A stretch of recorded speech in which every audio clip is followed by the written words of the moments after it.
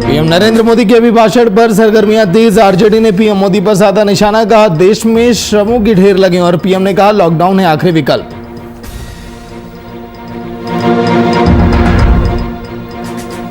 नासिक के अस्पताल में ऑक्सीजन टैंक लीक, सप्लाई रुकने से 22 मरीजों ने तोड़ा दम। स्वास्थ्य मंत्री राजेश टोपे ने दी जानकारी।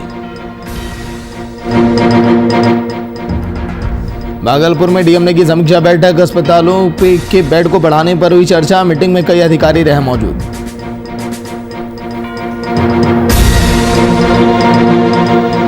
मधुबनी में हुए साधु हत्याकांड का पुलिस ने किया खुलासा। हत्या में शामिल आरोपी साधु को किया गया गिरफ्तार। बीते दिन आरोपी ने की थी दोनों साधुओं की हत्या।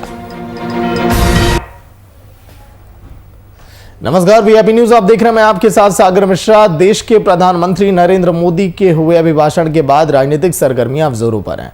कोई ट्विटर के माध्यम से तो कोई सीधे मीडिया से मुखातिब होते हुए केंद्र और राज्य सरकार पर हमलावर होते हुए दिखाई दे रहा है। ऐसी कड़ी में आरजेडी के प्रवक्ता मृत्युंजय तिवारी ने प्रधानमंत्री के द्वारा कहे गए लॉकडाउन के अंतिम विकल्प पर जमकर निशाना साधा और मीडिया से बातचीत के दौरान कहा कि जिस तरह के हालात अभी देश और राज्यों में हैं उसमें लॉकडाउन लगाने की जरूरत है। देश शव के ढेर पर है और केंद्र की सरकार लॉकडाउन को अंतिम विकल्प बता रही है।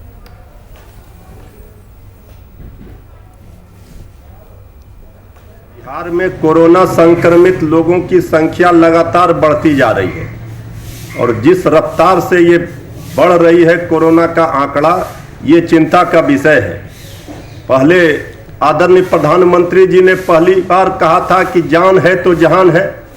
अब उपदेश दे रहे हैं लॉकडाउन अंतिम विकल्प है। जिस समय लॉकडाउन तैयारी के साथ लगाना था, आपने आनन फानन में लॉकडाउन लगा दिया। लोग भूखे मर रहे थे, पैदल आने को मजबूर हुए, जान चली गई लोगों की। और जब आज चारों ओर लाशों के ढेर पर कई राज्य खड़े हो गए हैं, चिताएं असंख्य जल रही हैं और अब आप कह रहे हैं कि अंतिम विकल्प है। बिहार में कोरोना संक्रमित कोरोना के बढ़ते संक्रमण और राज्य में 22 से 29 अप्रैल तक स्वास्थ्य सुरक्षा सप्ताह मनाए जाने को लेकर प्रदेश कांग्रेस ने भी अपनी रणनीति में बदलाव किया है। जहां कांग्रेस पार्टी वर्चुअल तरीके से जिले भर में संगठन से संवाद स्थापित करने का काम करेगी, वहीं मीडिया से बातचीत के दौरान राजेश ठाकुर ने कहा कि जिस प्रकार से कोरोना का संक्रमण बढ़ा है उसको देखते हुए वर्चुअल तरीके से संवाद स्थापित करने का काम करेंगे और जरूरतमंद लोगों को बेहतर इलाज, ऑक्सीजन और व्यवस्था सहित अन्य सुविधा उपलब्ध कराने के लिए प्रदेश में एक कंट्रोल रूम भी स्थापित किया गया है।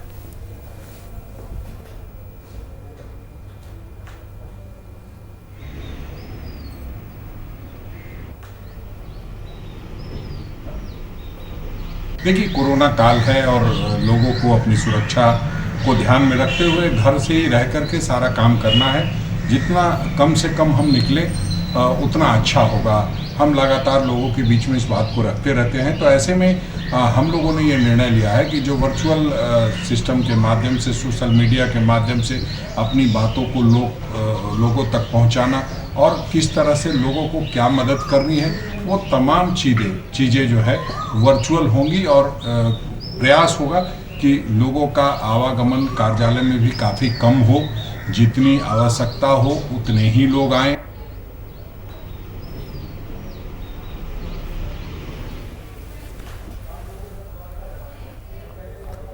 भारत में कोरोना की दूसरी लहर लगातार जारी है। हर दिन कोविड-19 के नए रिकॉर्ड सामने आ रहे हैं। इस कारण कई राज्यों में ऑक्सीजन की कमी देखी जा रही है। इस बीच महाराष्ट्र के नासिक के एक अस्पताल में बड़ा हादसा हुआ।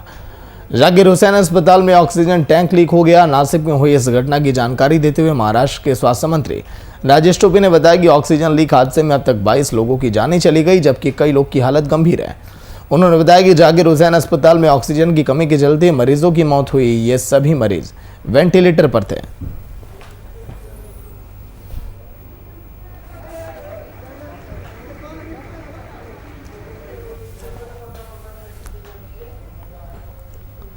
भागलपुर कलेक्ट्रेट की समीक्षा भवन में जिलाधिकारी सुब्रत कुमार सेन की अध्यक्षता में एक बैठक हुई। इस बैठक में अस्पतालों में बेड की संख्या बढ़ाने और ऑक्सीजन की आपूर्ति को लेकर चर्चाएं की गई।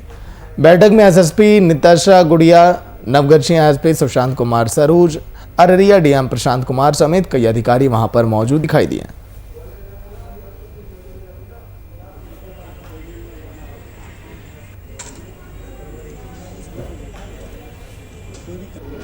आज समीक्षा हुई है तो सबसे इम्पोर्टेंट जो है वो अस्पताल में बेड का मैनेजमेंट। तो हम लोगों का जो मायागंज अस्पताल है, मेडिकल कॉलेज हॉस्पिटल, वहाँ डेडिकेटेड चूँकि वो कोविड के ट्रीटमेंट के लिए बन चुका है तो 700 से ज़्यादा बेड वहाँ उपलब्ध हैं। इसके अतिरिक्त प्राइवेट 5 हॉस्पिटल में 199 बेड की व्यवस्था की गई है, जिसमें 100 के लगभग बेड ऑक्सीजन सप्लाई के साथ है।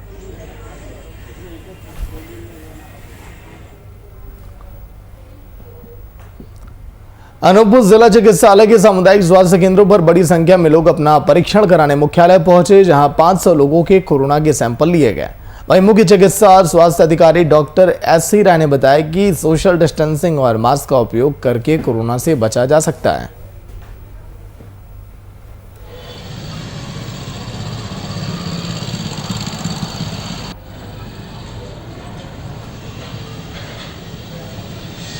लेकिन प्रायः ये देखा जा रहा है कि जिनको प्रॉब्लम है वो नहीं आ रहे हैं और बाकी लोगों की संख्या हमारे यहाँ बढ़ती जा रही है। आ रहे हैं तो अपनी चीज़ों को छुपा रहे हैं। तो सभी से ये निवेदन है कि जिनको कोई भी लक्षण हो, बुखार, सर्दी, खांसी, वो आएँ, टेस्ट कराएं और टेस्ट कराते ही ये मान के चलें जब तक हमारी रिपोर्ट नहीं आती है कि हमको कोरोना है।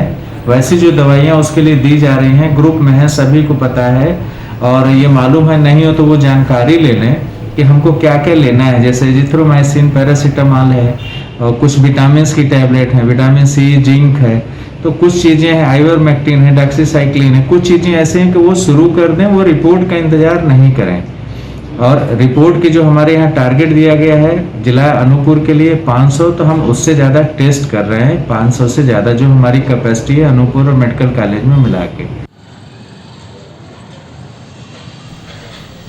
नियामुद्दीन अली फोन लाइन पर। अली, जिस तरह से लगातार लोगों को जागरूक किया जा रहा है, समझाया जा रहा है, लेकिन कड़े निर्णय भी लिए गए अनूपपुर जिले में लॉकडाउन को लेकर कल जो खबरें आई थी, आज के दिन कैसी परिस्थितियां? सागर मैं बता दूं आपकी पूरे सड़कें लॉकडाउन कल बीती मंगलवार को शाम 6 बजे से लगा दिया गया 3 मई तक के लिए। आज जो सड़कें सूनी थी, लेकिन हॉस्पिटल में मरीजों की संख्या बढ़ती जा रही है। आज लगभग 500 लोगों के कोविड के जांच हुए हैं। जैसा मुख्य चिकित्सा अधिकारी एस.सी. राय ने बताया कि लगभग 500 लोगों के ने जांच कराया। लॉकडाउन के चलते भीड़ जो है वो अस्पतालों में बढ़ रही है, लोग अपनी कोविड जांच कराने पहुंच रहे हैं। लेकिन नियामुद्दीन, जो तस्वीरें देखी जा रही हैं पूरे प्रदेश भर में, अनूपपुर के हालात क्या अन्य जिलों से बेहतर है या फिर हालात और अधिक खराब है?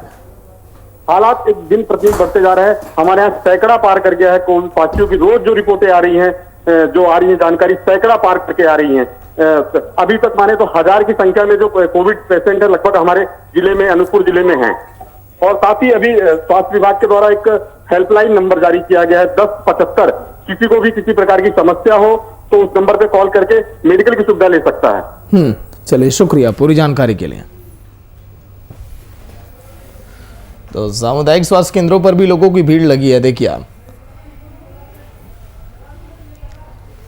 मुंगेर में कोरोना के लगातार बढ़ते मामलों के बाद जिला प्रशासन अब सख्त हो गया। वहीं सूबे के मुख्यमंत्री की ओर से कोरोना को देखते हुए दिशा निर्देश भी जारी किए गए, जहां एसडीओ के नेतृत्व में जिला प्रशासन और पुलिस प्रशासन की एक टीम शहर का भ्रमण करते हुए लोगों से कोरोना महामारी से बचने की अपील भी कर रही है।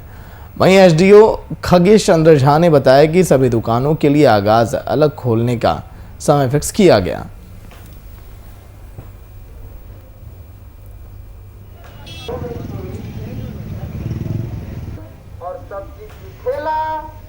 जिला प्रशासन ने दुकानों की कैटेगरी बनाई है, कौन सी दुकानें कब खुलेंगी। तो सुबह 6 बजे से 10 बजे तक जो अनिवार्य चीज़ें हैं, फल, सब्जी, किराना की दुकान है, उन दुकानों को रखा गया है। उसके बाद 2 बजे से 6 बजे तक की कैटेगरी में सप्ताह में 3 दिन कुछ दुकानों को एक समूह में रख के ये आदेश निर्गत किया गया है।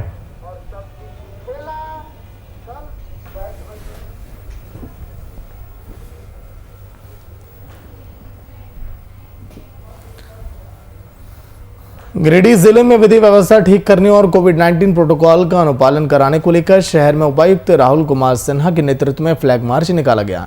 इस फ्लैग मार्च में पुलिस अधीक्षक, अनुमंडल पदाधिकारी समेत पुलिस बल के जवान मौजूद दिखाई दिए। वहीं मौके पर उपायुक्त ने बताया कि राज्य सरकार की ओर से बढ़ते कोविड संक्रमण को देखते हुए और इससे बचाव और रोकथाम के लिए 22 अप्रैल से 29 अप्रैल तक स्वास्थ्य सुरक्षा सप्ताह का निर्देश अब जारी किया गया। इसके लिए जिला प्रशासन पूरी तरह से सजग और तैयार है। इसी कड़ी में आज विधि व्यवस्था, संधारण और कोविड-19 प्रोटोकॉल का सख्ती से अनुपालन कराने को लेकर फ्लैग मार्च निकाला गया।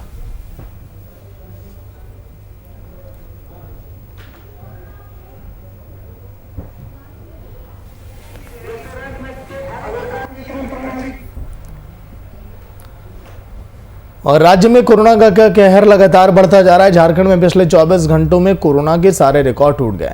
बीते दिन 4000 से ज्यादा नए कोरोना के संक्रमित की पुष्टि हुई। वहीं 45 लोगों की कोरोना ने जान ले ली। उधर राजधानी रांची में भी सबसे ज्यादा 1703 पॉजिटिव केस सामने आए, तो वहीं दूसरी तरफ टीकाकरण अभियान भी जोरों पर है। राज्य भर में कुल 24,77,839 को पहले डोज और 3,74,762 लोगों को दूसरी डोज दी गई। राज्य के इस भयावह तस्वीरों को देखते हुए नगर निगम भी सतर्क दिखाई दे रहा है।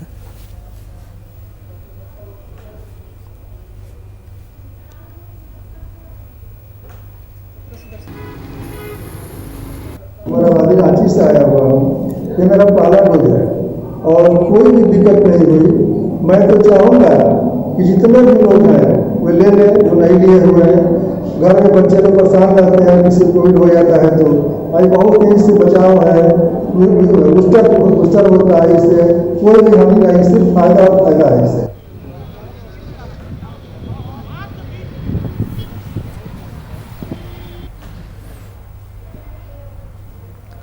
एक तरफ जहां कोरोना महामारी विकराल रूप ले रही है, तो वहीं पर इस महामारी में इस्तेमाल होने वाले अति आवश्यक दवा रेमडेसिविर की आपूर्ति बाजारों में नहीं हो रही।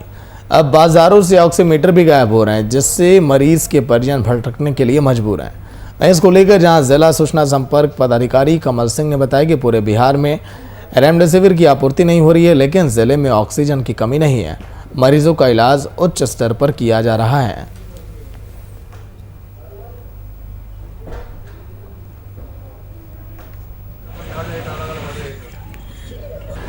ड्रग एसोसिएशन के जो अध्यक्ष हैं उनका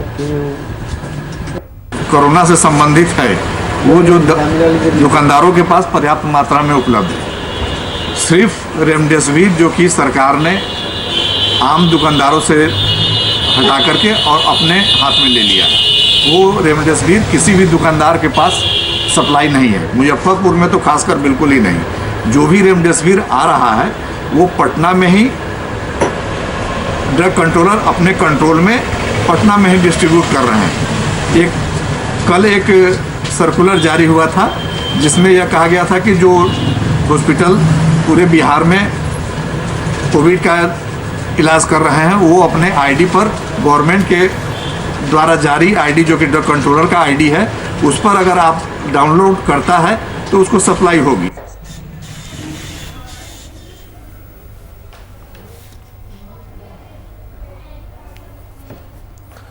सहरसा जिले से एक बार फिर से सरकार के दावों की सच्चाई की तस्वीरें सामने आई। मामला सहरसा जिले के नवहट्टा प्रखंड का है, जहां पर दरभंगा बॉर्डर से बकुनिया वार्ड नंबर 2 तक मनरेगा योजना के तहत रोड बननी थी, जो कागजों पर तो बन चुकी है, बस जमीनी हकीकत वहां पर कुछ और ही है।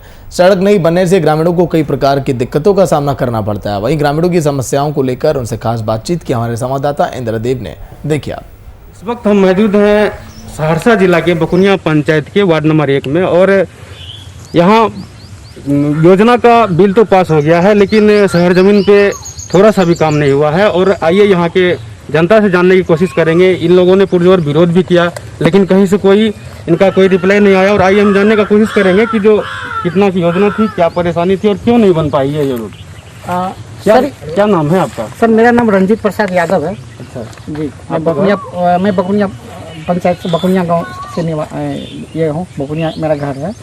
ये जो योजना आप देख रहे हैं ना सर, ये दरभंगा सीमा से बकुनिया घर तक का योजना था, जो टोटल अमाउंट जो 2 पार्ट में डिवाइड है, और दोनों जो है ना 15-15 लाख का सर ये योजना है।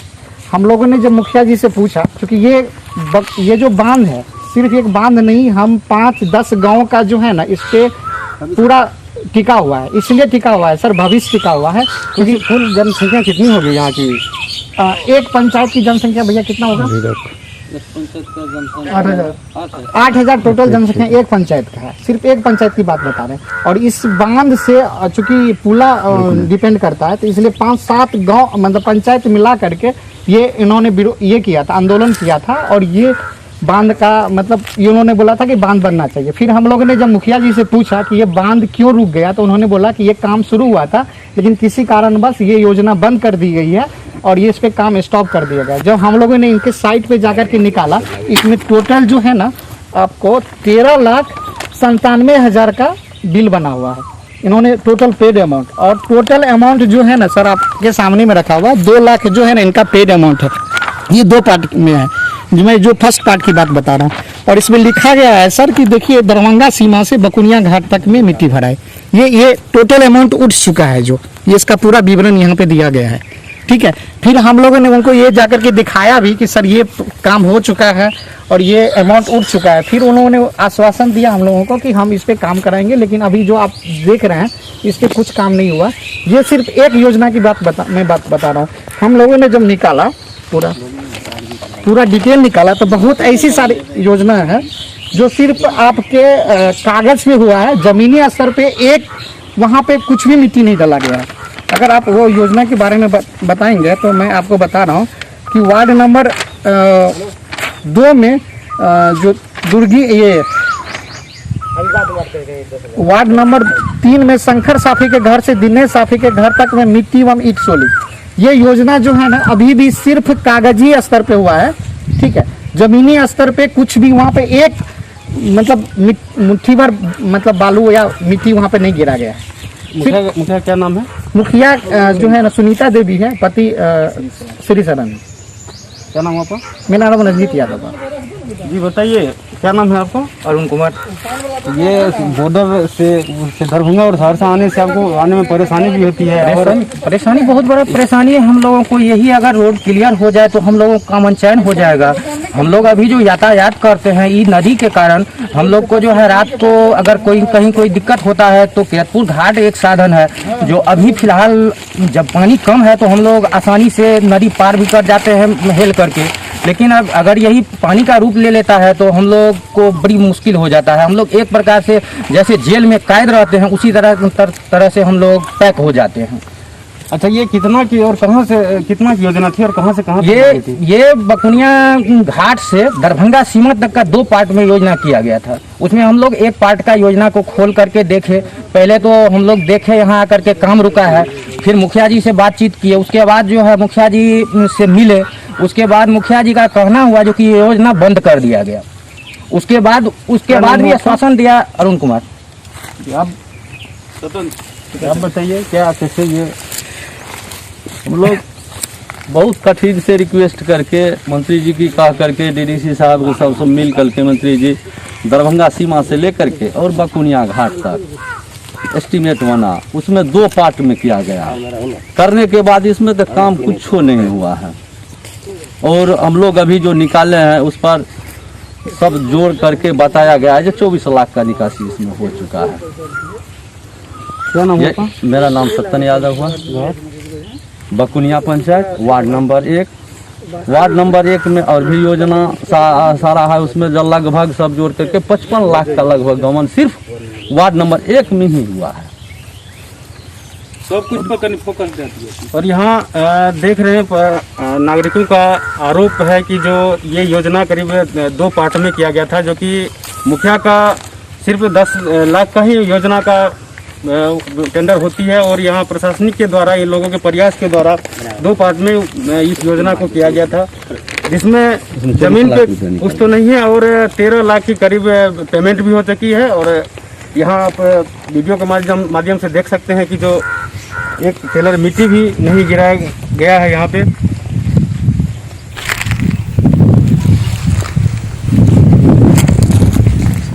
सहरसा से इंद्रदेव। और भागलपुर पुलिस को एक बड़ी सफलता मिली है, जहां बैंक कर्मी से पिछले दिनों हुई लूटकांड में पुलिस ने घटना को अंजाम देने वाले 2 अपराधियों को लूट की सामग्री के साथ उनके घर से गिरफ्तार किया। वहीं पुलिस ने गिरफ्तार अपराधियों के घर से लूट की सामग्री, लैपटॉप और मोबाइल फोन भी बरामद किए हैं। एक के कन्फेशन पे ये लूटा मेरे द्वारा दूसरे व्यक्ति को 3 गठन किया गया और 3 लगातार काम कर रहे थे। लोकल इनपुट से इनके पास मिल रहे थे और जो वैज्ञानिक अनुसंधान है वो लोग कर रहे थे। उसी के आधार पे 2 की गिरफ्तारी हुई। एक के कन्फेशन पे ये लूटा हुआ लैपटॉप इस बैग में बरामद हुआ। और ये जो आप मोबाइल देख रहे हैं, दोनों मोबाइल घटनास्थल में प्रयोग किया गया था अपराधियों के द्वारा। तुरंत मेरे द्वारा एसडीपीओ व्यक्ति को टीम गठन किया गया और टीम लगातार काम कर रहे थे। लोकल इनपुट इनके पास मिल रहे थे और जो वैज्ञानिक अनुसंधान है वो लोग कर रहे थे। उसी के आधार पर 2 की गिरफ्तारी हुई। जो एक के कन्फेशन पे ये लूटा हुआ लैपटॉप इस बैग में बरामद हुआ। और ये जो आप मोबाइल देख रहे हैं, दोनों मोबाइल घटनास्थल में प्रयोग किया गया था अपराधियों के द्वारा। मधुबनी में बीते दिन हुई 2 साधुओं की हत्या मामले का पुलिस ने खुलासा करते हुए एक साधु को गिरफ्तार किया। उनके पास से पुलिस ने हत्या में प्रयोग कुदाल को भी बरामद किया। बाजूपट्टी थाना क्षेत्र के खरर पंचायत में देर रात धरोहरनाथ मंदिर के 2 साधुओं की ग्राम भगवानपुर में हत्या कर दी गई थी, जिसका पुलिस ने खुलासा फिलहाल किया है।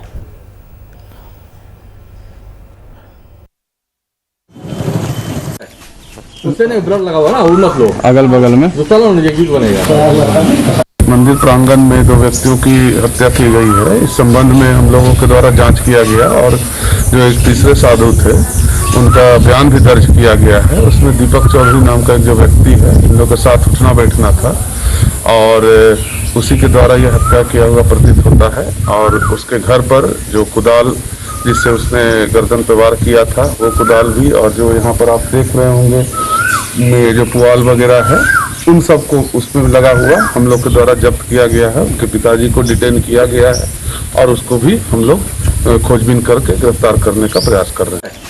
उससे नहीं ब्लड लगा हुआ ना, उड़ मत लो अगल बगल में जो चलो नजदीक बनेगा।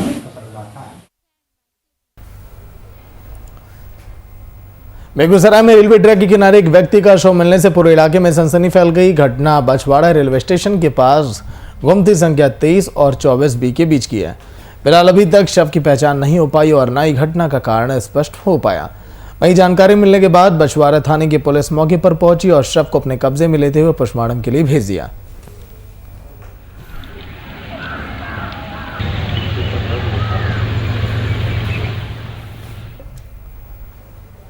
बिहार के कटिहार में एक और मानवता को शर्मसार करने वाली घटना सामने आई। मामला फलका थाना क्षेत्र के सोहथा का है, जहां पर एक 14 वर्षीय नाबालिग के साथ बाइक सवार दरिंदों ने दुष्कर्म किया और दुष्कर्म का वीडियो बनाकर पीड़िता को वो धमकी भी दे रहे थे, जिसके बाद पीड़िता ने इसकी जानकारी अपने परिजनों को दी। पीड़िता और उसके परिजनों ने स्थानीय पुलिस थाने में शिकायत दर्ज कराई और अब पुलिस फिलहाल आरोपी को गिरफ्तार कर ली और घटना की जांच में जुटी है।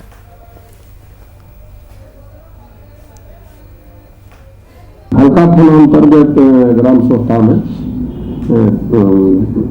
19 तारीख को रात 9 बजे एक नाबालिग की लड़की शौच करने गई थी। उसी क्रम में वहाँ कोई भी जो लड़का था जो बालिग था उसके साथ सामूहिक दुष्कर्म किया।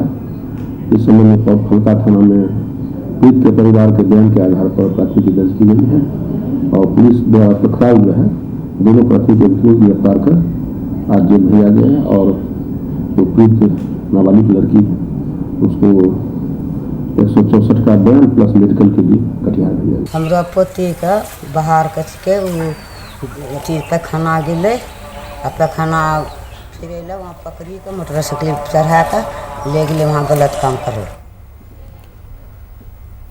मोतिहारी के कोटवा में पुलिस की छापेमारी के दौरान महिला की मौत हो गई। वहीं परिजनों ने कोटवा थानेदार पर हत्या का आरोप लगाया, जहां परिजनों का कहना है कि महिला ने पुलिस को घर में घुसने से रोका तो पुलिस बल प्रयोग करते हुए घर में घुस गई। इसी दौरान धक्का मुक्की में महिला के सर में चोट लगी और उसकी मौत हो गई। वहीं सूचना मिलते ही घर के सदस्य पहुंचे और उसके बाद हंगामा और पथराव शुरू किया। पुलिस की टीम वहां से अपना गाड़ी छोड़कर भाग गई।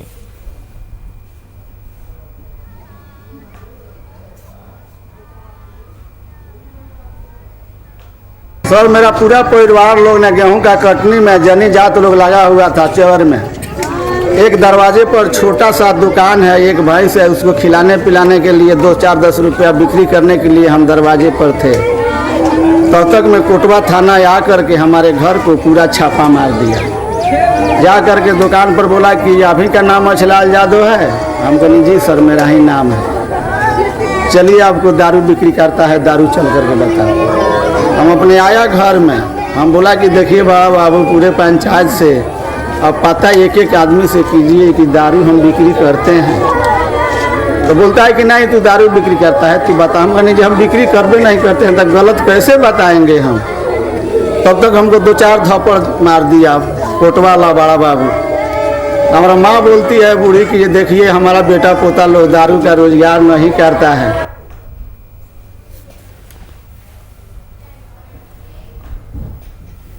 तो चलिए इसी के साथ इस